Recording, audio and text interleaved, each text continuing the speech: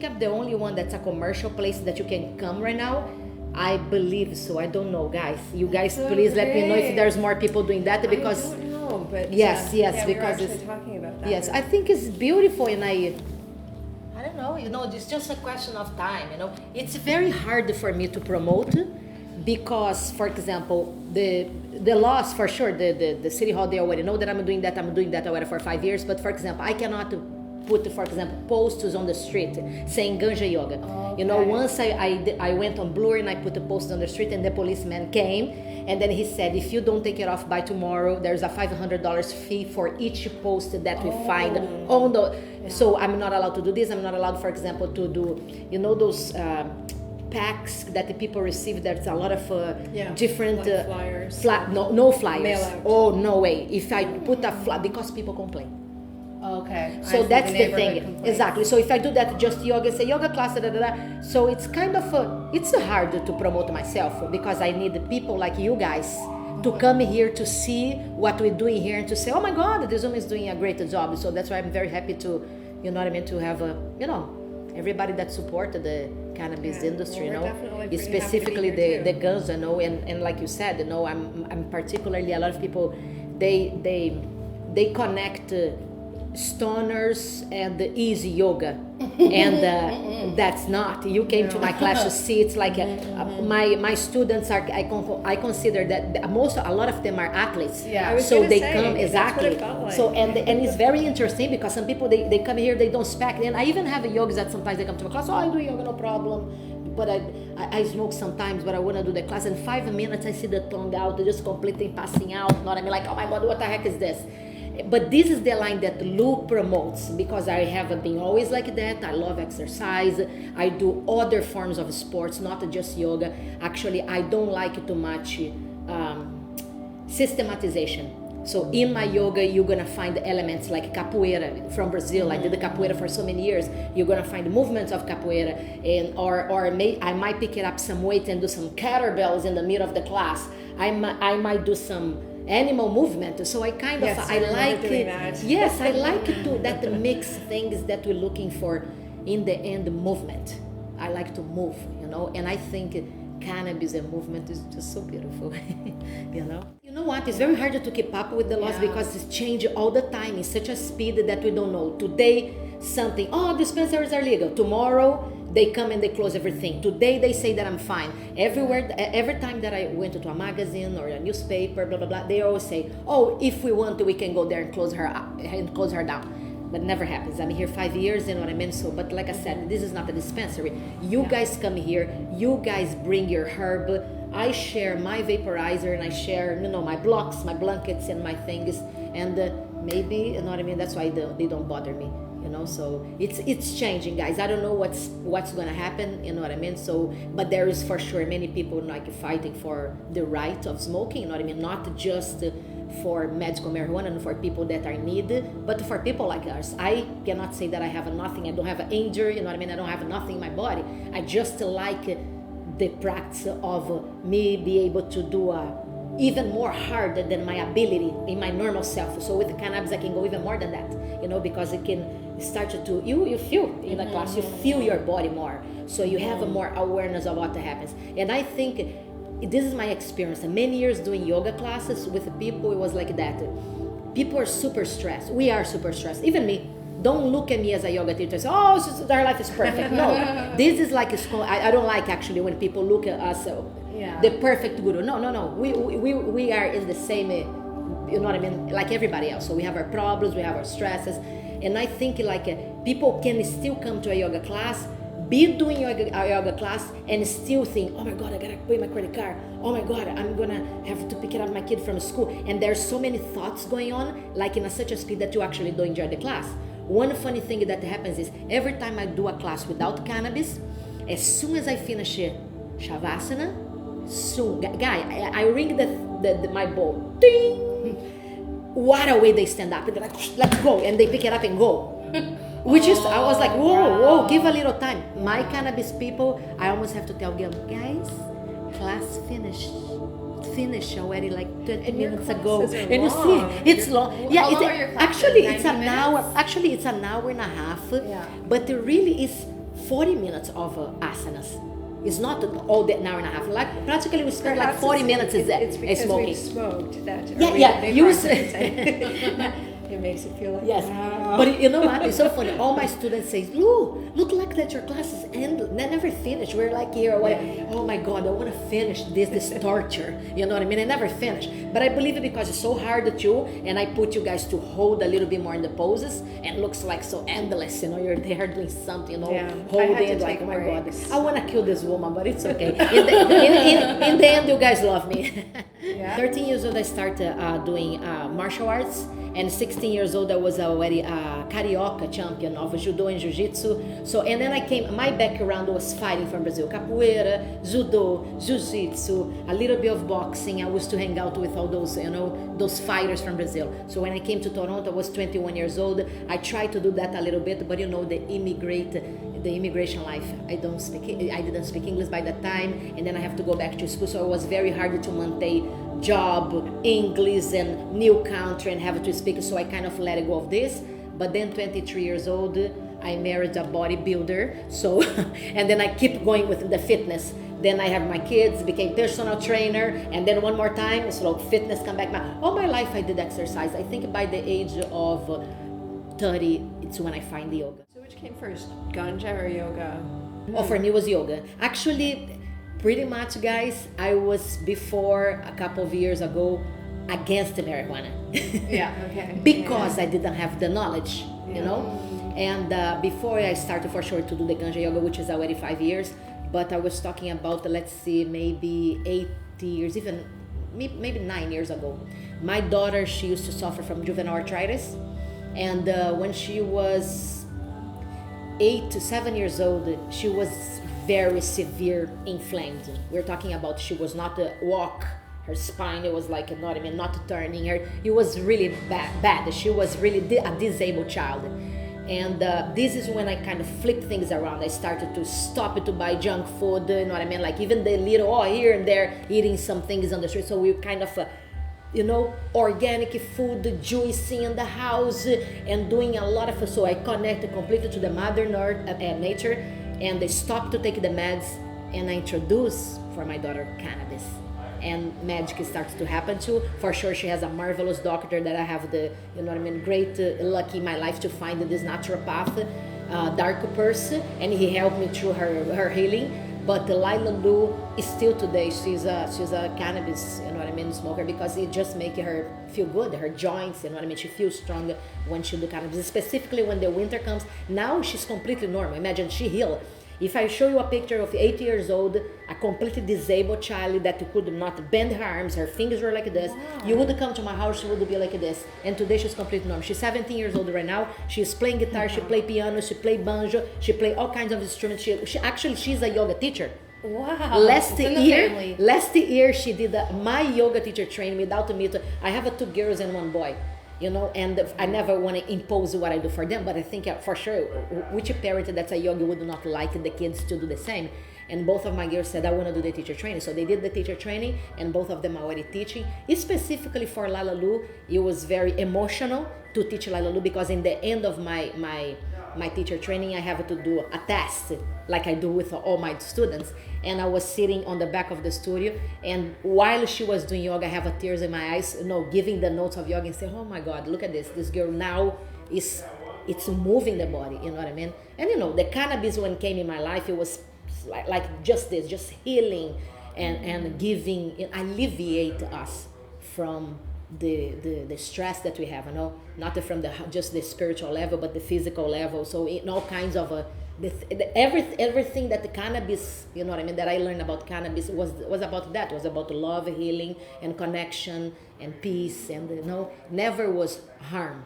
So that's why when people talk about the harm, I think you already, have maybe that in your heart, maybe is in hands of wrong people, for sure we see things and people wants to, this is the cannabis. I don't think it's the cannabis, I think it's the persona, all I see with the cannabis is healing, and even the people that come here, my students are very like, wow, thanks for open this space to have even the courage to do this, I receive a lot of messages from people saying, how you have courage to do this, how you open this, how I do this. They want to open, but the people are they feel frightening. And you can imagine, you put the money on a business or something, even to rent a space is hard when you work with cannabis. It's not any landlord that's gonna let you come in and say, oh, you work with cannabis? Oh, this is so great, let's go in. We have to talk to the people here, and it was it was a small process, because when I came, it was not a ganja. I opened one ganja class, and from 1 became 2 and 3 and 4, because people were like, wow. And I was like, what? People want to do this. So let's open, instead of the smoke outside, because that's another thing that happens. There is a lot of yoga studios that they smoke, but they don't want to tell you. And I don't like that. Like I think in it's the very... class? No, in the class. They But smoke they- before. They don't say that they smoke. They go already high. You know what I mean? They say, no, don't True, smoke cannabis. yes. Everybody's hiding. I don't like that. That's I true. don't That's like that. true. I'll tell you, I used to teach yoga. Yeah. And in those days, I did not smoke at all. I was very yogic and all that stuff. Yeah. And my ex, he introduced me to yoga, and then little by little, I started learning that all of these different people were. Exactly. There you go. Yeah. Do you remember your first experience? You know with what? cannabis? Yes. The first experience with cannabis, like I said, it was with that friend of mine, Dee. She was the only one that was doing in Toronto. In her apartment, she has a little yoga studio. It was very beautiful. So I said, she's like, look, come to the Ganja. But that time I was not smoking. And then I said, I'm going to go to that. Guys, I'm telling you, first of all, it's already nice when I have the opportunity to be a student, because when you just teach, you teach, it's a different approach. When you're just there, I don't have to speak, I don't have to guide, I don't have to look at people. It's a different. So I took the time to say, student. It was already beautiful. When I smoke and I start to do the practice, wow, my body just went, so far, more than I could do it. And my mind was just in peace. Because for sure I did it, like I said before, it can happen. You in Virabha dress, oh my God, I gotta do this, I gotta do that, even if you focus in your Jaya breath. In cannabis, it looks like that you are alone in the room. And that's why in the studio here, I make sure that you can see the lights are very low, there's no lights coming from above, for you to feel that you're cocoon, there's nothing, there's no competition here. Even though my class are super hard, you experience that. People Super here, hard. they are so inwards.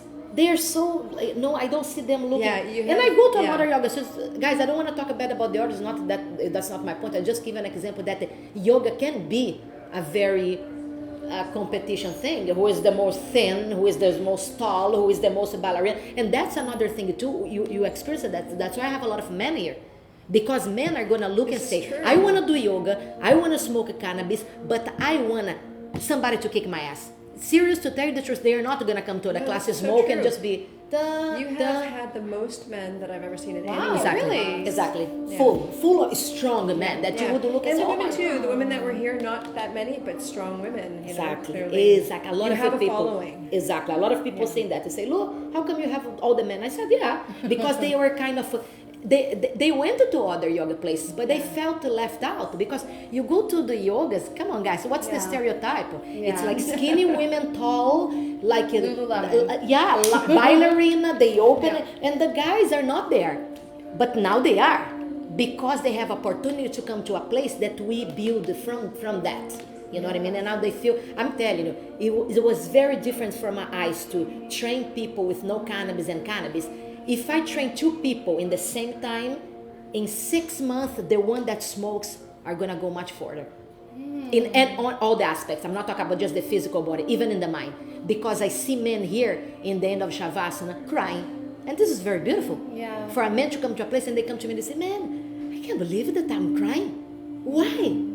Because there's something there. There's something there that you know. And cannabis can provide that too. Something inside that just connected to a part of you that was forgotten. You know what I mean? And suddenly, it almost looked like I have my masters from Brazil that do ayahuasca in Brazil, and they came here to experience my yoga. And they say, look, you should change the name. You should put shamanic yoga, because my master came here. He did the class and he said, man, it's exactly like a shamanic ceremony.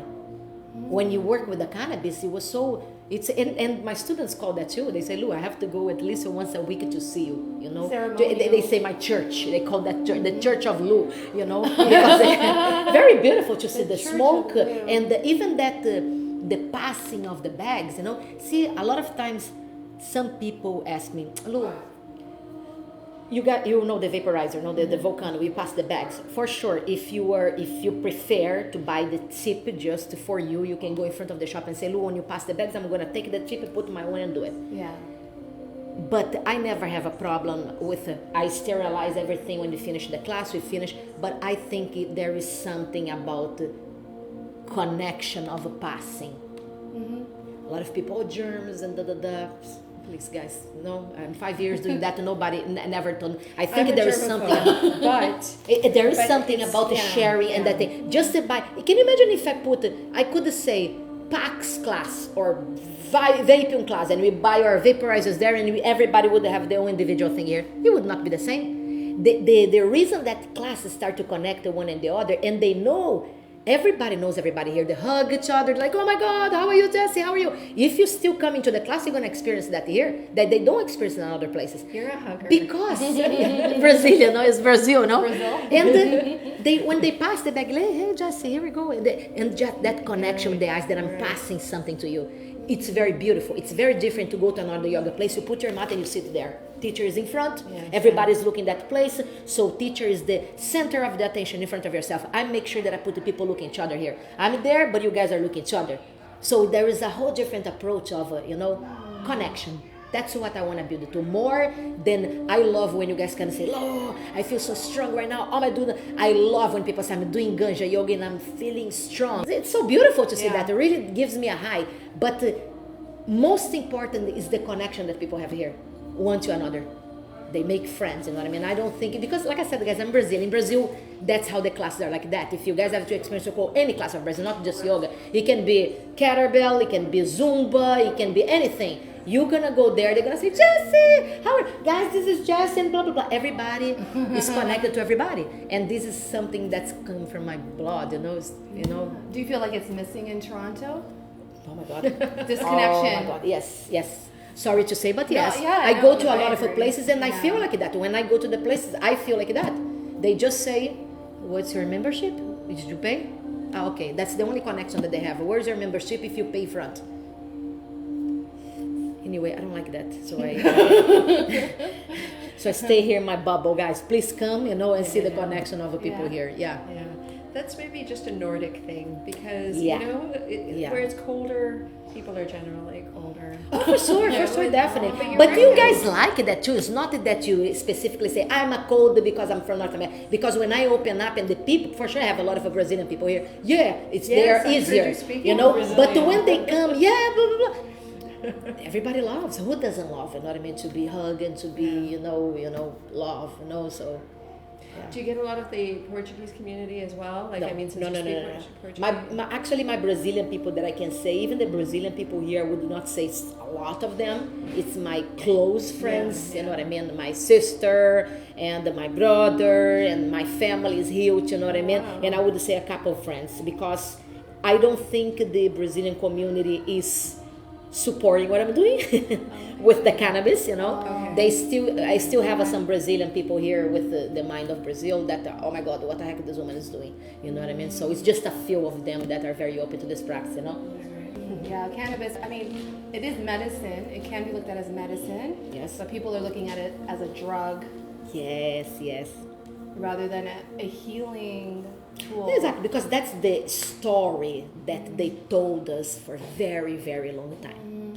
So from now, we still have that mentality of the drug, I think it's funny when some people say, oh, the cannabis is the open door for other drugs. It's a gateway drug. This is hilarious. That type of phrase is hilarious. It's like I'm saying pizza is the gate open for other cookies. It does not make sense. It does not make sense. It doesn't mean that because you're going to eat something here, you're going to, you know what I mean? It's nothing to do with nothing. Like I said, it's in your being, you know what I mean? So it's in yourself. And I think everything in life, guys, I'm very much...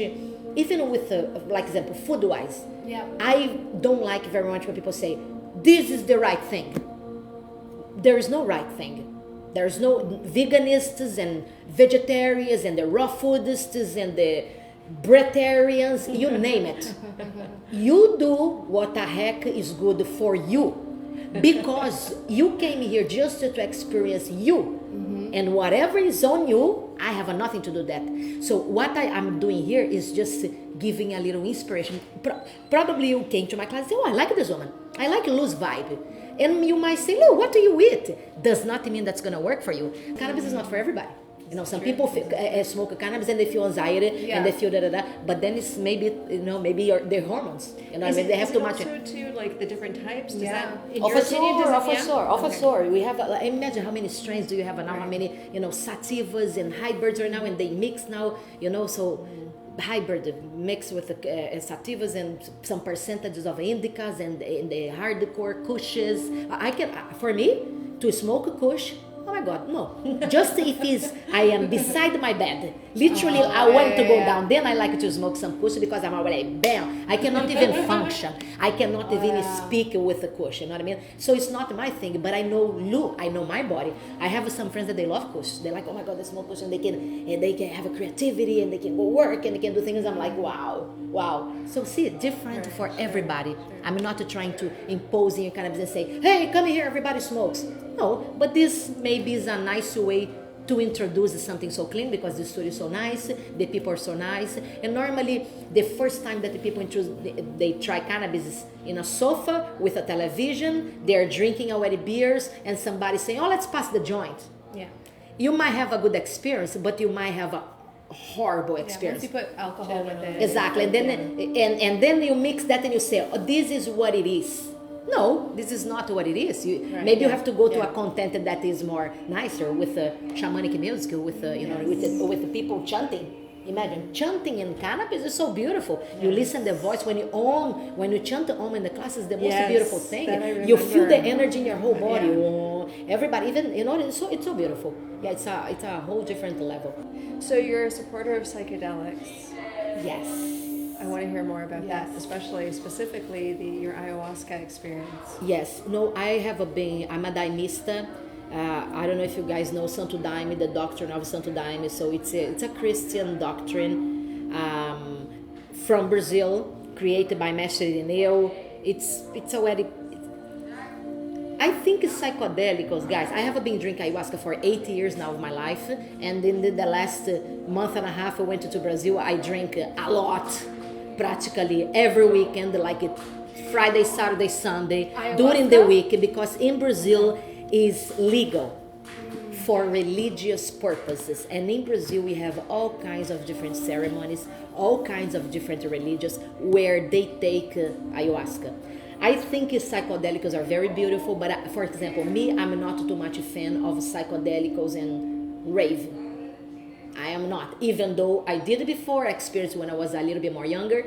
I think it can be, because the experience can be very outside. If I take, for example, I don't know, an LSD, and I go to a rave, I might enjoy very much because your hair is going to be very colorful and your eyes are going to pop and you're going to sit and the plants are going to start to move and flowers are talking to you. And it's very beautiful, don't take me wrong.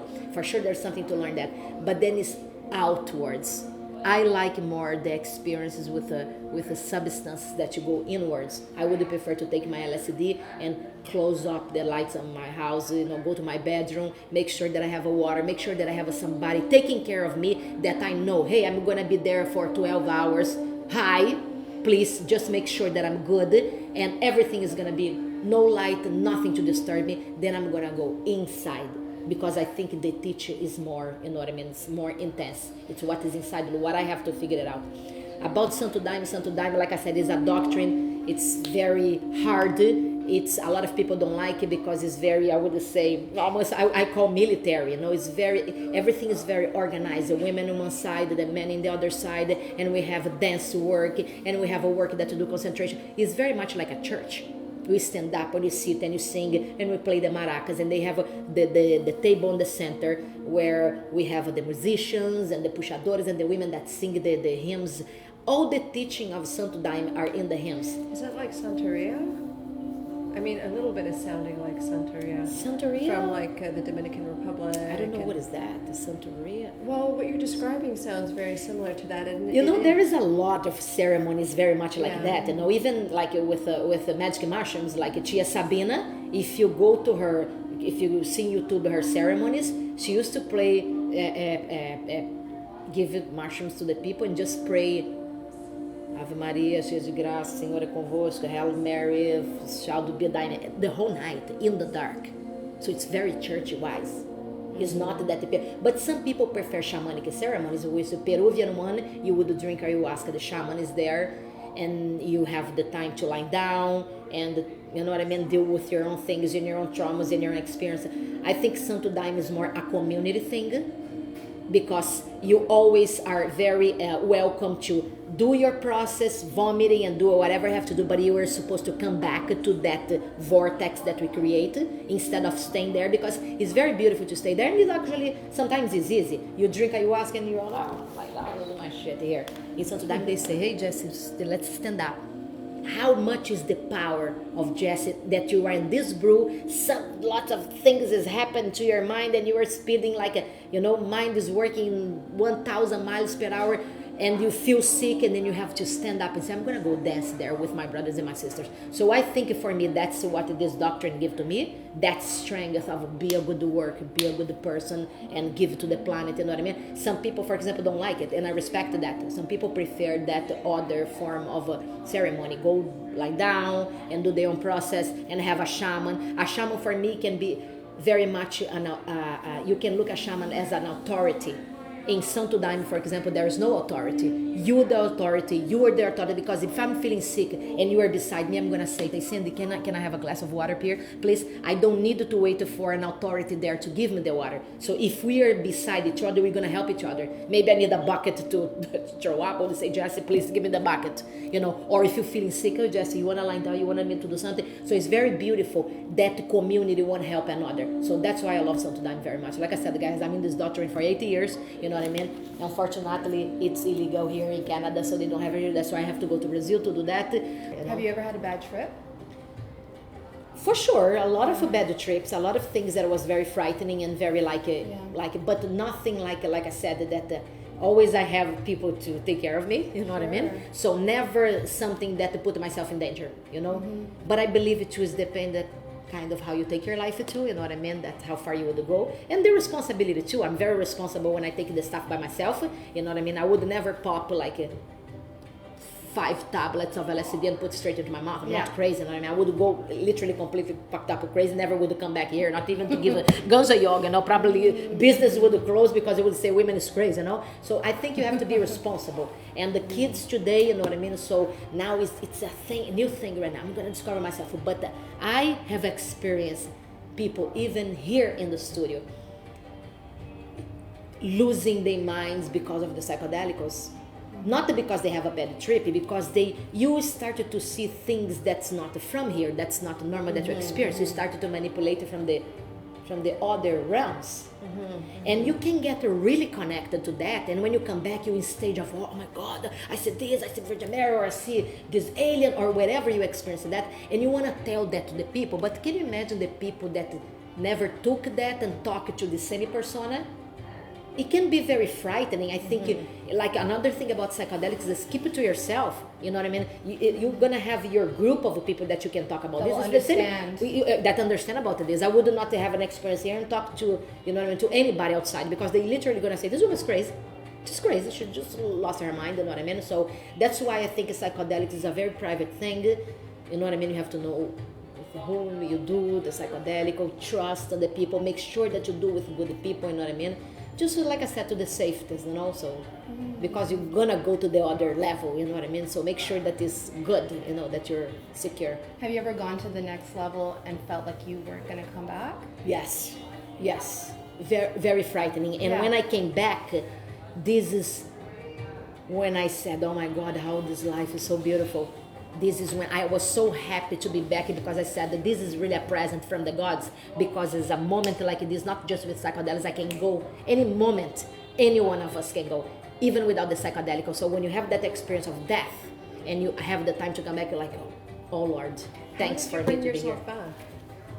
Because it's just the whatever I took started to fade away, and then I start to actually feel the body and connect to myself, and a lot of crying, and very happy to be here, very happy to see my kids, and oh my God, thanks God, you know what I mean? And yeah, it can be very intense, you know. For sure, I have beautiful moments that I see people sending me messages specifically to myself and say, hey, be careful with this, do that, you know what I mean? Ayahuasca, I think, is very beautiful because ayahuasca, see, it's very hard to talk about. For example, if we were talking about ayahuasca, it's very hard to say, look, what it is ayahuasca.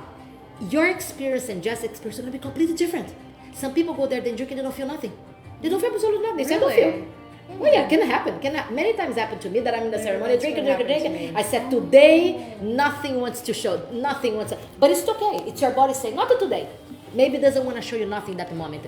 Right. And then suddenly, you're going to have, maybe one day it's going to kick your ass that you're going to say, man, I'm scared to drink that thing again. But then you go again, because we are curious beings. We say, no, this is, even though it was intense, I want to know what is that. And then you have another experience, and that's, I think it's part of our growth, the psychedelicals, to tell you the truth, because, but like I said, some people are very scared to take, and that's fine. Maybe they came to this planet to experience whatever, normality, go to work, 8 to 5, raise the kids, and say, I'm happy with this. That's fine. I cannot say, oh, I take psychedelics, I'm better than you. No, that would be very wrong of me, and I would never tell people, you have to drink, you have to do psychedelics. No, if it's in your path, if it's coming to you, sometimes, you can be in a party and you meet somebody that actually have a lot of that experience. You might be curious and say, oh my God, what is that? Tell me about it. So you cross your path. Some people in this planet, they go through the whole life and they never heard about this. You tell them ayahuasca, they're like, what? What is that? Maybe it's not meant to be, So I think things will gonna come to you because you're vibrating on that energy. And because you're vibrating in that energy, at least me, Lu, say, why not? This is coming to me right now. Let me try, let me experience this. It's like food. Why do you eat food? I eat food because I have a purpose with food. For sure, there's times that we eat food for pleasure, but if you eat food for pleasure all the time, you know the path. I know because I did it now. You know that I did it now in Brazil, and I imagine 20 years not to go into that country, and then I was like, oh, all these things that are connected with my childhood, and I started to eat. I was so insane with the food, and then in period of 3 weeks, guys, I'm telling you, I gained so much weight. I was like literally, and I started to feel sick because that's not my normal food. And I started to feel, oh my God, look what that do to myself. Yeah. It was good for here, and I was having fun and remember things, but it's not good to my path because I would not even be handled to have my class if I continue like that. So then food for me, I have the time that Lu eats, the time that I cheat, the time that I drink water, how much a thing. So psychedelics is the same thing. What's the purpose of that? What's your intention for that? For me, psychedelicals and party, no way. Don't even invite me. I'm not gonna go. You know what I mean? I have my own things. I buy my own things. My friends send my own things from Brazil. Sometimes I do my private things just myself. Like I said, I have people to take care of me. I love to go to ceremonies where I have a responsible people doing that, and I know them. Like I said, I have been doing that for many years, and they're good. They're like really beautiful people, So. Because I would imagine when you're on psychedelics and you're going to a party, the music is going to impact how you feel. Yes. So if the music is not fitting you, it might feel good for some. Some people have a great time, But like I said, it becomes outside. What you want is to go inside, not out. Out is for sure is beautiful. Oh, look at that tree. Can you imagine? If I'm last day right now and I look at the tree, it would be so colorful and beautiful. Yes. But then how about if I close the lights and I lie down here? That's me, Lu, it's darkness. And then the images started to come and appear in your mind and your, so it's, There's different ways, guys, like I said, to take psychedelicals, you know what I mean? And, Would you consider yourself an activist in any way? For sure. Oh, for sure, definitely. Even though I would not write on my website. I would not even denominate myself a that, but I can say I have a characteristic of an activist, because when people ask me, what do you do? Oh, I went to the Brazil, I take this, I take that, and I'm going to go there to take this, I'm going to experience that, and when people come to me and you ask like you people, look, how is that for me? So, and I would, do my best to explain my experiences, and say to people, it's up to you. So you mentioned that the yoga program, the yoga teachers training program that you do, you really get everybody to dive right into your lifestyle. Yes. So I'm curious about you know that. what, Jess? I started to do that actually this year. I'm doing our teacher training for many long years, you know what I mean? But it was doing just, come to the studio and you have your Saturday, Sunday. It was a year program, and then I become 6-month program, and they became a weekend program this year because of that curiosity of people saying, I can sit here with you all day long. And whatever you can, and I'm telling you that guys would ask things and be, oh my God, you know what I mean? Because I can say I am a wild person. I do things and I experience things, and you guys would ask, and people wanted that from Lu. They don't want just the yoga from Lu. So I said, okay, I'm gonna do a training in the house. They live with me inside my house for 1 month, and they do everything that I do. But I just train 4 people at a time. So those 4 people are with me. They wake up. They do it, and wherever, and I don't do, like I said, just that. I might go to a samba Saturday. I might take you guys to do some pagode, some forró with my friends that are musicians. I might go to a rave. I might go, so you're going to experience in that month. And it's not that I write things down and say this and this and that, I don't like it. This, because it's not the way that I manage things, 9 to 8 you're going to be doing this, 8 to no, it's going to be an organic thing. Because, for example, if I train you so hard for 3 days in a row, I'm not stupid. I know that you need some rest. So in the 4th day, I might say, Cyndi, today is resting time. Or Cyndi, today you're going to receive a massage. I might bring somebody to massage her. Or we might go to float tank. Or we might go to Korean bath and have a sauna. So I just see where people are. And for sure, give a little bit because everybody's different, I have men specifically men coming to my yoga training to have that. I for sure have a lot of masculine energy. You guys can perceive that. And the men come and they say, I want that. I want to be stronger. And may become a very skinny woman that says, I want to become more stronger. So how am I going to feed this person and that person? And then I started to give my advice, and my friends, not just myself, because I have many people that work with myself. I have many other beautiful people behind Lu. Lu is just not by myself. And a lot of times I say, I don't know, but I'm going to figure it out for you. So I might call my sister that is a holistic nutritionist and say, hey, Cyndi wants this, and Jessi wants to this, and this one wants to gain muscle, and this one wants to get skin, and this one wants to open split, and this one wants to do kettlebells. So we're going to figure it out together that month, how we do it. And just became like a fun training, Jessi. Everybody they left that month there saying, Lu, everybody was crying and saying, man, I wish I live with you. A lot of people said, Lu, you should have a hotel.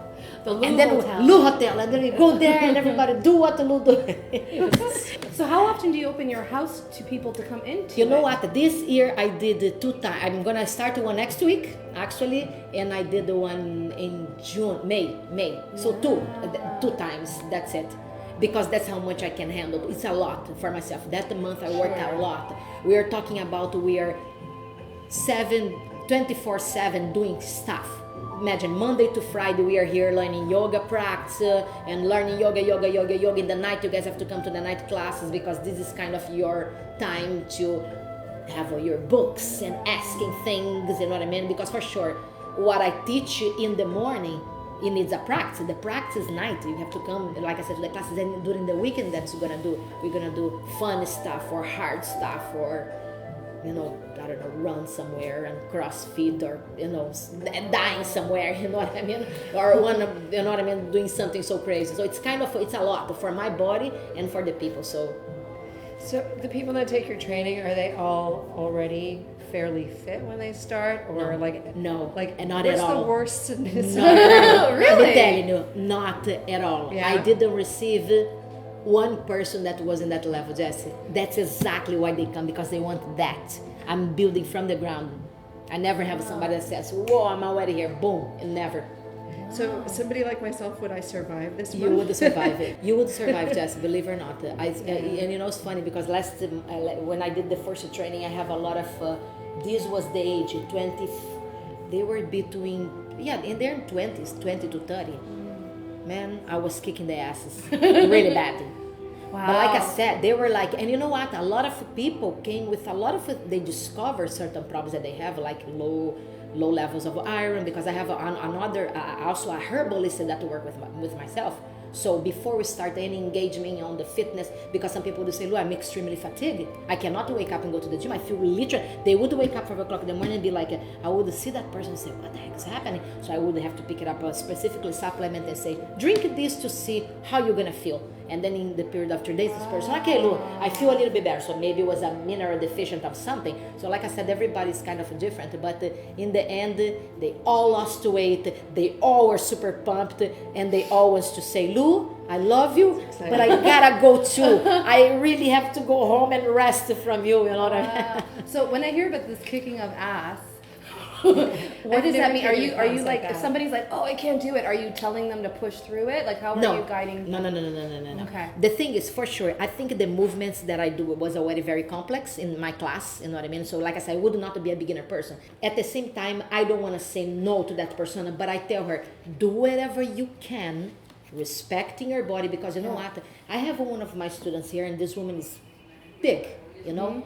She is big, and she modify everything that I teach her, but she already got to that point of she knows herself. She knows that certain things she cannot do. So if I'm in a plank, she would put her knees down.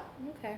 If I'm holding 2 hands, you know what I mean, just with the finger, she would put her knees here. She constantly adjusts for herself, and that's what I want to see. Does not mean that you cannot come to my class. I just want you to have a body intelligence of saying, or even sometimes to say, man, I'm not going to do this, or even to stop.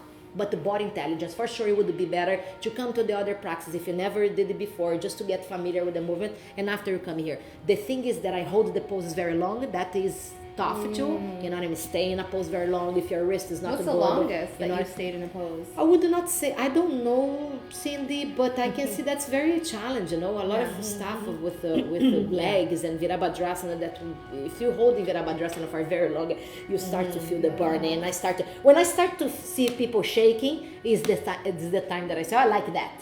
Let's stay a little bit more. Let's stay a little bit more. And they're like, So I like it when the body starts to say, I'm get out of your comfort zone. Because if I'm just here, 1, 2, that's it.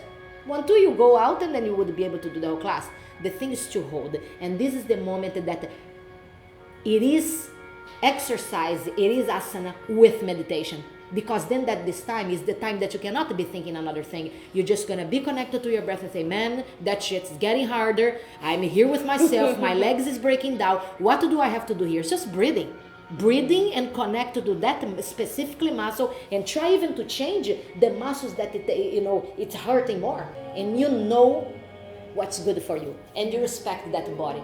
And be no shame to be on this class. I'm here, can look at you guys doing your practice and know a little bit about you without you open your mouth. If you started to practice with me, I can see a little bit if you're fearful, I would imagine. if you're hardcore, if you're egocentric, if you are, you know what I mean? Whatever, you know what I mean? I can just detect it from the body, but it's because I have been working with the body for many years of my life, you know? So it's something normal. I think any person that works with the body very long time is started to have knowledge about the body, started to look and perceive movement. Once you guys move, you can kind of almost like read. It's like a psychic. You know what I mean? Reading through the practice, say, oh, okay, maybe she's missing a little bit more that. Maybe need more strength. You know, maybe need more masculine energy. Maybe she needs more feminine energy. How do you get that? You know, believe it or not, look, guys, when I started my yoga practice, you know, I came literally from, I talk about severe bodybuilding, like really muscle and competing, and I have a very strong masculine energy. So for me, yoga is so beautiful because it gives me that feminine part of me that is very hardcore to come out. I have a hard time to put an earring. Literally, to put a dress, and my kids put this dress. I'm like, no, Lucelene, I like to walk like this all the time. In my sandals all the time with the hair like this, and people dress up. I'm like, I try to do this. But when I actually do, people are like, oh my God, you look so beautiful. You look so, and then actually I look and I'm like, oh yeah, I'm aware. So yoga gives me that part of myself. And what do I need the most in yoga? Is the lengthening, the things that I hate the most to do it. I love to do strength. That's why my classes are most powerful. What is the most complicated yoga move that you've ever done? Like, is there a move that challenges you? Or do you feel like confident in all of the yoga?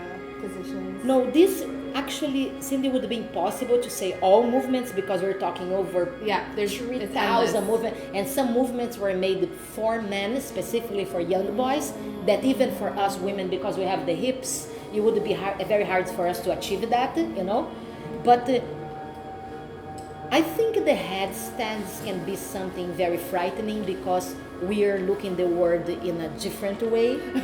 Upside down. You know, it's upside down. Yeah. And you need some form of strength and some form of alignment in the body. Even today, I can do headstands in the wall, but if you tell me just to do headstand here, probably it's gonna fail. So I still work on that. There is a way to get there. Yeah. You can have the wall, you can have, like I said, a very good instructor that's gonna say where you put the hands, where you put your finger, and then you work from that, because it's not actually just a body thing, it's a mind thing to do headstand. Yes. You have to look, you have to perceive, you have to know your body and where your hips are gonna go. And women, we have a glutes, and they stay there moving around. You know what I like love? Men has a lot of upper body strength. That's why they can go to a headstand, boom, they go do it. Upper body is so strong. We have to adjust. But this is what is beautiful about the yoga pose. It's not the pose, it's the path. It's like on life. Ooh, I like the same that. thing on life. You're not the fun to get a house actually is the fun. How did you perceive to get the house? When you are there, you're already there.